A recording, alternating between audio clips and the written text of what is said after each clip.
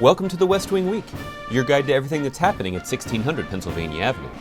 This week, the President continued to call on Congress to pass the American Jobs Act, welcomed a new chairman of the Joint Chiefs of Staff, spoke at the Human Rights Campaign annual dinner, hosted a cabinet meeting, traveled to Texas, and convened a televised news conference.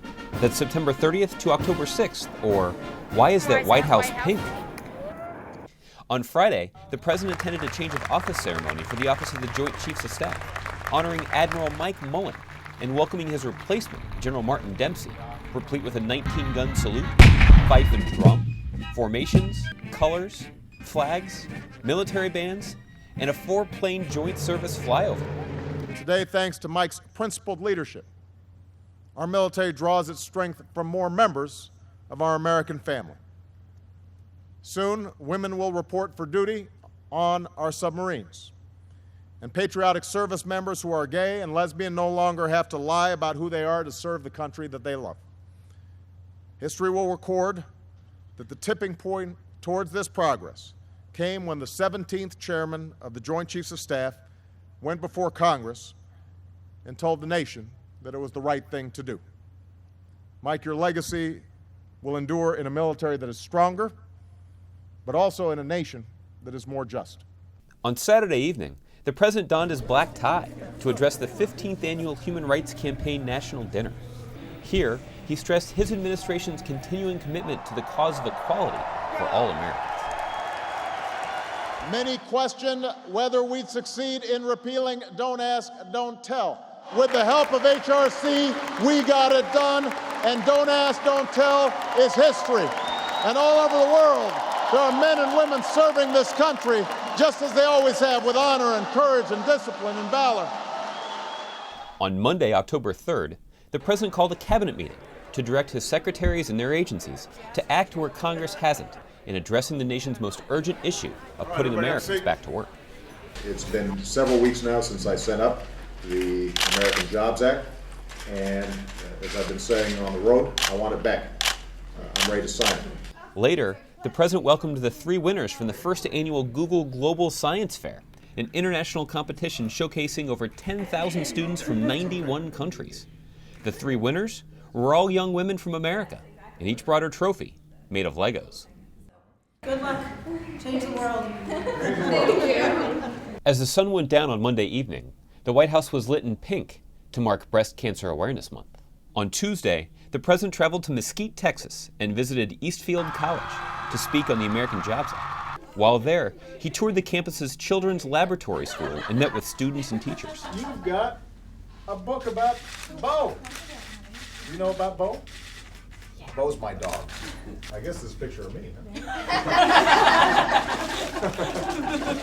What do you think? Does it look like me? The President then delivered remarks urging Congress to pass the American Jobs Act now. Look, I'm not telling you anything you don't know. Do you really think the tax code is written for you? Maybe you've got a bunch of lobbyists in Washington.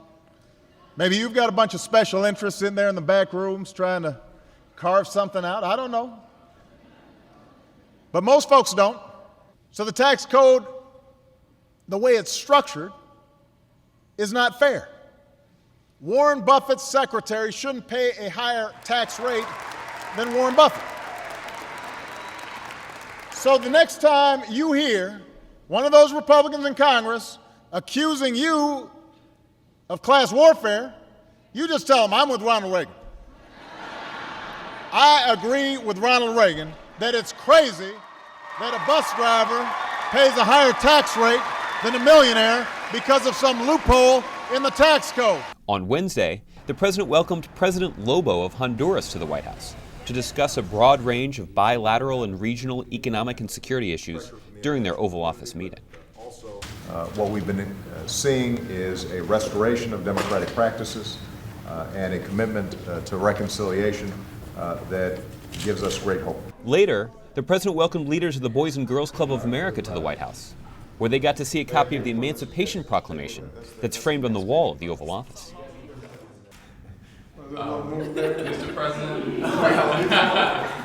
On Thursday, the President gave a news conference in the East Room of the White House, once again urging Congress to pass the bipartisan paid-for ideas for creating jobs right away that are included in the American Jobs Act.